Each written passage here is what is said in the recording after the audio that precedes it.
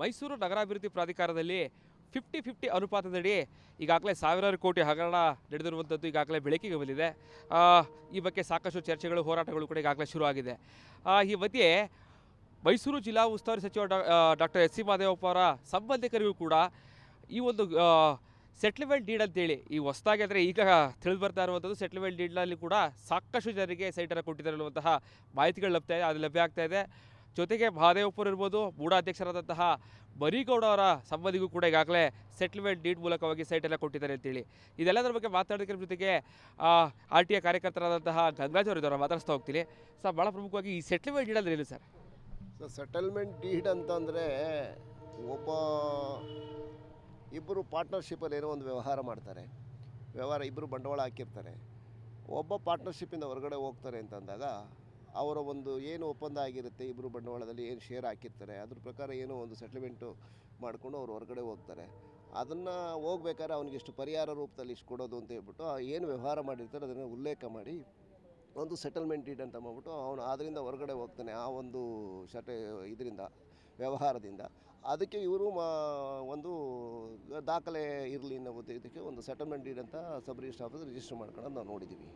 ಆದರೆ ಇಲ್ಲಿ ಈ ನವೀನ್ ಬೋಸ್ ಅನ್ನೋರ ಹೆಸರಲ್ಲಿ ಒಂದು 50-80 ಸೈಟ್ ಕೊಡ್ತಾರೆ. ಇಲ್ಲಿ ಈ ಕಾರ್ತಿಕ್ ಬಡಾವಣೆ ಮಂಜುನಾಥ್ ಅಂತ ಹೇಳ್ಬಿಟ್ಟು ಬೋಗಾದಿ ರಿಂಗ್ ರೋಡ್ನಲ್ಲಿ ಒಂದು ಕಾರ್ತಿಕ್ ಬಡಾವಣೆ ಅಂತ ರಚನೆ ಮಾಡಿರ್ತಾರೆ. ಅಲ್ಲಿ ಅವರಿಗೇನೋ ಒಂದು ಅಲ್ಲಿ ಖಾಸಗಿ ಬಡಾವಣೆ, ಅದು ಆ ಖಾಸಗಿ ಬಡಾವಣೆಗೆ ಏನೋ ಈಲ್ಡ್ ಸಿಕ್ಕಿಲ್ಲ ಅಂತಲೋ ಏನೋ ಒಂದು ಅಲ್ಲಿ 55% ಈಲ್ಡ್ ಬಂದಿಲ್ಲ ನನಗೆ ವಸತಿ ಇದಕ್ಕೆ ನಿವೇಶನದಲ್ಲಿ ಅಂತ ಹೇಳ್ಬಿಟ್ಟು ಅವರು ಒಂದು ದಾವ ಹಾಕಿದಂಗೆ ಹೈಕೋರ್ಟಲ್ಲಿ ಒಂದು ದಾವ ಹಾಕೊಂಡಂಗೆ ಮಾಡ್ಕೊತಾರೆ. ಅಲ್ಲಿ ಹೈಕೋರ್ಟ್ ಲಾಯರು ನಮ್ಮವ್ರು ಯಾರು ಪುಣ್ಯಾತ್ಮರು ಇರ್ತಾರೆ, ನಮ್ಮ ಮೂಡ ಪ್ಯಾನಲಲ್ಲಿರೋರು, ಅವ್ರನ್ನ ಬುಕ್ ಮಾಡ್ಕೊತಾರೆ. ಅವರಿಗೆ ಮೂಡೋದಲ್ಲಾದರೆ ಏನಾಗುತ್ತೆ ಅಂದರೆ ವಕೀಲರಿಗೆ ಒಂದು ಕೇಸ್ ಗೆದ್ದರು 7,000 8,000 ಕೊಡೋದ್ರೆ ಸೋತರು 7,000 8,000 ಕೊಡ್ತಾರೆ ಅಷ್ಟೇ. ಇವ್ರ ಮುಖಾಂತರ ಅಡ್ಜಸ್ಟ್ ಆದರೆ ಲಕ್ಷಾಂತರ ರೂಪಾಯಿ ಕೋಟ್ಯಾಂತರ ರೂಪಾಯಿ ದುಡ್ಡು ಬರುತ್ತೆ. ಹಾಗಾಗಿ ಏನು ಮಾಡ್ತಾರೆ ಇವರೆಲ್ಲ, ಇದೊಂದು ಟೀಮ್ ಇದೆ. ಸುಮ್ಮನೆ ಹೈಕೋರ್ಟಲ್ಲಿ ಒಂದು ಕೇಸ್ ಹಾಕೊಳ್ಳೋದು, ಎದುರುಗಡೆ ಮೂಡ ಲಾಯರ್ನ ಅಡ್ಜಸ್ಟ್ ಮಾಡ್ಕೊಳೋದು, ಅಲ್ಲಿಂದ ಕೇಸ ವಿನ್ ಮಾಡ್ಕೊಳೋದು, ಇಲ್ಲಿ ಬಂದು ಪ್ರಾಧಿಕಾರದ ಸೈಟ್ ಕೊಡ್ತಗೊಳೋದು, ಇದು ಒಂದು ದಂಧೆ, ಇದು ಅವ್ಯಾಹಿತವಾಗಿ ನಡೀತಲೇ ಇದೆ. ಆ ಪ್ರಕಾರ ಇದರೊಂದು ದಾವೆ ಹಾಕೋತಾರೆ. ದಾವೆ ಹಾಕೊಂಡು ಹೋಗ್ಬಿಟ್ಟು ಅಲ್ಲಿಂದ ಒಂದು ಆದೇಶ ಮಾಡಿಸ್ಕೊಂಬರ್ತಾರೆ.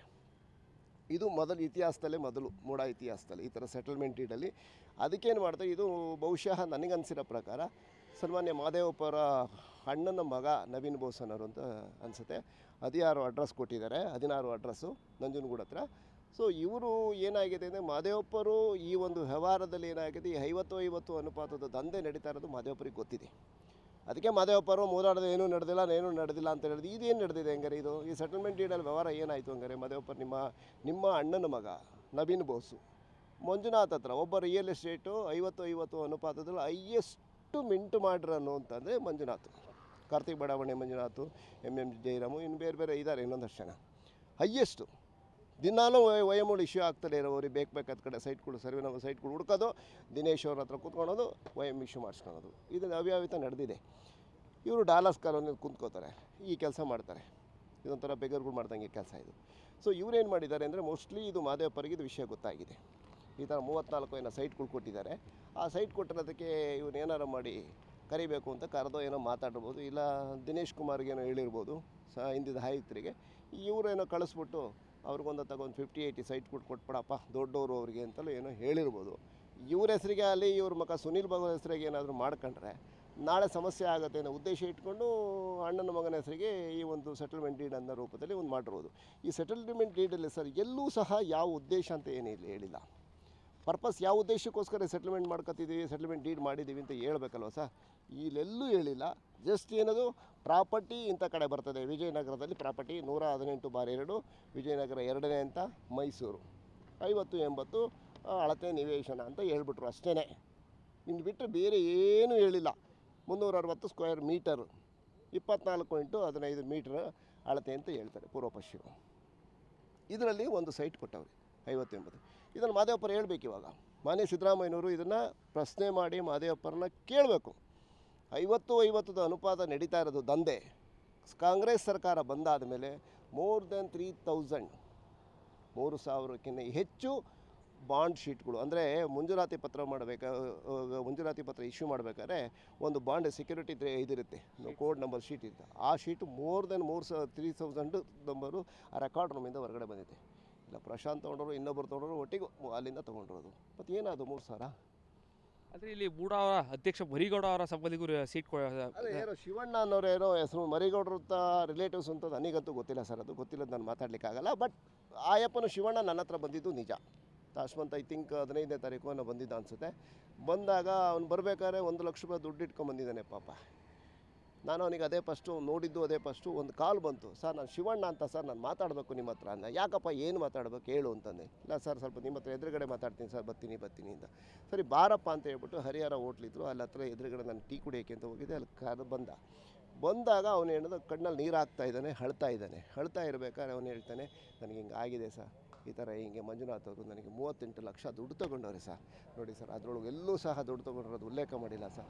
ಸೆಟಲ್ಮೆಂಟ್ ಡೀಡ್ ಅಂತ ಮಾಡಿಕೊಟ್ಟಾರೆ. ಇವತ್ತು ನಾನು ಎಲ್ಲೋದ್ರೂ ಇದಕ್ಕೆ ಬೆಲೆ ಇಲ್ಲ ಸರ್, ಏನು ಮಾಡಲಿ ಸರ್ ಅಂತ ಅಳ್ತಾ ಅವನೇ ಕಣ್ಣಲ್ಲಿ ನೀರು ಹಾಕ್ತಾನೆ. ನನಗೆ ಹೆಣ್ಣು ಮಕ್ಕಳಿದ್ದಾರೆ ಸರ್, ಹೆಣ್ಣುಮಕ್ಳು ಹಿಂಗಿದ್ದಾರೆ ಸರ್, ಹಿಂಗಿದೆ ಏನೂ ತಗೊಂಡ್ರವರೇ ನಿಮ್ಮ ಹತ್ರ ಬಂದಿದ್ರು ಅಂತ. ಹೌದು, ಯಾರು ಶಿವಣ್ಣ ಅಂತ ಏನೋ ಹೇಳ್ತಾ ಇದ್ದೀರಲ್ಲ, ಆ ಶಿವಣ್ಣನೇ ನನ್ನ ಹತ್ರ ಬಂದಿದ್ದ. ಅಂದರೆ ಈ ವಿಚಾರದ ಮುನ್ನೆಲೆ ತರಬೇಡಿ ಅಂತೇಳಿ. ಹೌದು, ಈ ವಿಚಾರನ ಮುನ್ನೆಲೆಗೆ ತರಬೇಕು ಅಂತ ಅವತ್ತೇ ನಾನು ಹೇಳಿದ್ದೆ. ಅದನ್ನು ಮಾಡೋಕ್ಕೆ ಅಂತ ಹೇಳಿದೆ. ಇದಾದ ಮೇಲೆ ಏನಾಗುತ್ತೆ, ಅವನ ಹತ್ರ ಹೇಳಿದೆ.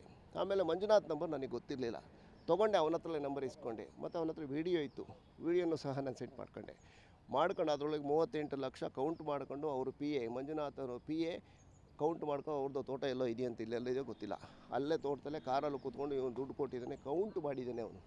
ವಿಡಿಯೋ ಕೂಡ ಇದೆ, ಅದು ವಿಡಿಯೋ ಕೂಡ ಇದೆ. ಅದು ನನಗೆ ಕಳಿಸಿ, ನಾನು ಹುಡುಕ್ತಾ ಇದ್ದೀನಿ, ಹುಡುಕ್ತೀನಿ. ಈ ರೀತಿಯಾಗಿ ಸೈಟ್ಗಳು ಎಷ್ಟು ಕೊಟ್ಟಿರ್ಬೋದು ಸರ್ ಅದೇ ಸೆಟ್ಲ್ಮೆಂಟ್ ಡೀಡಲ್ಲಿ? ಹಿಂಗೆ ಅದನ್ನೇ ಯಾರು ಅದ್ರಸ್ತವ್ರಿಗೆಲ್ಲ ಒಂದೊಂದು ಸೈಟ್ ಕೊಟ್ಟಿರ್ತಾರೆ ಸಮನಿಕಿಯವರು. ಸೆಟ್ಲ್ಮೆಂಟ್ ಡೀಡ್ಗಳು ಎಷ್ಟಿದೆ ಅಂತ ಹೇಳ್ಬಿಟ್ಟು ಈಗ ಹುಡುಕಿನ ಸಮನಿಗೆ ಸಿಗ್ತವೆ. ಈಗ 24 ನನ್ನ ಹತ್ರ ಇವನು ಏನು ಮಂಜೂರಾತಿ ಕೊಟ್ಟಿದ್ದಾರಲ್ಲ ಮೂಡೋದಲ್ಲೂ, ಈ ನೋಡಿ ಇವತ್ತು ಇವನಿಗೆ ಮಂಜೂರಾತಿ ಯಾವಾಗ ಕೊಡ್ತಾರೆ, ಇದೇ ಸೈಟ್ನ ಕ್ರಯಪತ್ರ ಇದೆ, ಮಂಜೂರಾತಿ ಹೆಸರಿಗೆ ಕೊಟ್ಟಿದ್ದಾರೆ ಕ್ರಯಪತ್ರ ತಹಸೀಲ್ದಾರು. ಯಾವಾಗ ಕೊಡ್ತಾರೆ? ಏಪ್ರಿಲ್ ತಿಂಗಳು 19ನೇ ತಾರೀಕು, ಏಪ್ರಿಲ್ ತಿಂಗಳಲ್ಲಿ 2023 ಕೊಡ್ತಾರೆ. ಇವ್ರಿಗೆ ಬಂದು ಯಾವಾಗ ಮಾಡಿಕೊಡ್ತಾರೆ? ಜೂನ್ 2023. ನೋಡಿ ಇಲ್ಲೇ ನೋಡಿ ಹೆಂಗಿದೆ ಅಂತ ಮಜಾ ನೋಡಿ. ಸೆಟಲ್ಮೆಂಟ್ ಡೀಡು ಇಲ್ಲಿ ನೋಡಿ, ಏಪ್ರಿಲಾಗೆ ಇವರಿಗೆ ಮಾಡಿಕೊಡ್ತಾರೆ ಕ್ರಯಪತ್ರ, ಮಂಜೂರಾತಿನ ಮೂಡಾದಿಂದ ಕ್ರಯಪತ್ರ ಕೊಡ್ತಾರೆ. ಇಲ್ಲಿ ಬಂದು ಜೂನಲ್ಲಿ ಇವರು ಸೆಟಲ್ಮೆಂಟ್ ಡೀಡ್ ಮಾಡಿಕೊಡ್ತಾರೆ. ಏಪ್ರಿಲ್, ಮೇ, ಜೂನ್ 2 ತಿಂಗಳಲ್ಲೇ ಇದು ಮೂಡೋದಲ್ಲಿ ನಡೆದಿದೆ. ಇದೇ ದಂಧೆನೇ ಸರ್, ಈ ದಂಧೆ ಇದು. ಇದರೊಳಗೆ ಏನಾಗಿದೆ ಸರ್, ಸಿದ್ದರಾಮಯ್ಯನವ್ರದ್ದು ಒಂದು ಮೂಲೆ ಅಷ್ಟೇ ಸರ್, ಎಲ್ಲೋ ಒಂದು ಕಡೆ ಮೂಲೆಯಲ್ಲಿ ಒಂದು ತಗಲಾಕೊಂಡಿದೆ ಅವ್ರದ್ದು. ಯಾಕೆಂದರೆ ಅವ್ರ ಪತ್ನಿ ಹೆಸರಾಗಿರೋದ್ರಿಂದ ಬೇನಾಮಿ ಹೆಸರು ಬೇಕಾದಷ್ಟು ಮಾಡಿದ್ದಾರೆ. ಬೇರೆ ಬೇರೆ ರಾಜಕಾರಣಿಗಳಿರ್ಬೋದು, MLAಗಳು ಸರ್, ಎಲ್ರಿಗೂ ಗೊತ್ತಿದೆ. ಮೈಸೂರಿನ ಕಾಂಗ್ರೆಸ್ MLAಗಳಿಗೆ ಗೊತ್ತಿಲ್ವಾ? ತಿಮ್ಮಯ್ಯನವ್ರಿಗೆ ಗೊತ್ತಿಲ್ವಾ? ಯತೀಂದ್ರವ್ರಿಗೆ ಗೊತ್ತಿಲ್ವಾ? ಎಲ್ಲರಿಗೂ ಗೊತ್ತಿದೆ ಸೆಟಲ್ಮೆಂಟ್ ನಡೀತಾ ಇದೆ. ಏನು ಮೂಡೋದಲ್ಲ, 50-50 ಅನುಪಾತಗಳು ನಡೀತಾ ಇದ್ದಾವೆ. ಬೈರತಿ ಸುರೇಶ್ಗೂ ಗೊತ್ತು, ಬೈರತಿ ಸುರೇಶರು ಸಹ ಇದರೊಳಗೆ ಭಾಗಿದಾರರಿದ್ದಾರೆ. ಬಟ್ ಎಲ್ಲ ಬೇನಾಮಿ ಮಾಡ್ಕೊಂಡಿದ್ದಾರೆ ಅಷ್ಟೇ. ಇದು ಸಿದ್ದರಾಮಯ್ಯನವರು ಇದನ್ನು ಪತ್ತೆ ಹಚ್ಚಬೇಕು. ಯಾರ್ಯಾರು ಎಲ್ಲಿ ಕೂತಿದ್ದಾರೆ, ಯಾರ್ಯಾರು ಭೂಗಳ ಜೊತೆ ನಮ್ಮ MLAಗಳು ಕೂತ್ಕೊತಾ ಇದ್ದಾರೆ, ನಮ್ಮ ಮಿನಿಸ್ಟರ್ ಯಾವ MLA ಜೊತೆ ಕೂತಿರ್ತಾನೆ, ಯಾವ ಭೂಗಳ ಜೊತೆ ಕೂತಿದ್ದಾನೆ ಅನ್ನೋದು ಪತ್ತೆ ಹಚ್ಚಬೇಕು ಸಿದ್ದರಾಮಯ್ಯವರು. ಅವ್ರ ಥರ ಇಂಟೆಲಿಜೆನ್ಸಿ ಇದೆ ಅಲ್ವಾ, ಇಂಟೆಲಿಜೆನ್ಸಿ ಬಿಟ್ಟು ಹುಡುಕ್ಲಿ. ವಿರೋಧ ಪಕ್ಷದವ್ರನ್ನ ಬೇರೆ ಆಟಿ ಹುಡ್ಕೋ ಬದಲು ಇವ್ರನ್ನ ಹುಡುಕ್ಲಿ, ಫಸ್ಟು ಗೊತ್ತಾಗುತ್ತೆ. Okay, thank you. ಇದಿಷ್ಟು RTI ಕಾರ್ಯಕರ್ತರಾದಂಥ ಗಂಗರಾಜ್ ಅವರ ಮಾತುಗಳು. ಅಂದರೆ ಮೂಡಾದಲ್ಲೂ ಕೂಡ ಸಾಕಷ್ಟು ಈ ರೀತಿಯಾಗಿ ಸೆಟಲ್ಮೆಂಟ್ ಡೀಡ್ ಮೂಲಕವಾಗಿ ಸಾಕಷ್ಟು ಸೈಟ್ಗಳನ್ನ ಕೊಟ್ಟಿದ್ದಾರೆ ಅನ್ನುವಂತಹ ಆರೋಪಗಳನ್ನ ಮಾಡ್ತಾರೆ. ಜೊತೆಗೆ ಮುಂದಿನ ದಿನಗಳಲ್ಲಿ ಈ ಬಗ್ಗೆ ಕೂಡ ತನಿಖೆ ನಡೆಸಲಿರುವ ಮಾತುಗಳನ್ನು ಹೇಳ್ತಾ ಇದ್ದಾರೆ. ಕ್ಯಾಮ್ರಾ ಪರ್ಸನ್ ಸಚಿನ್ ಜೊತೆಗೆ ವಿನೋದ್ ಪಡೋರು, ರಿಪಬ್ಲಿಕ್ ಕನ್ನಡ, ಮೈಸೂರು.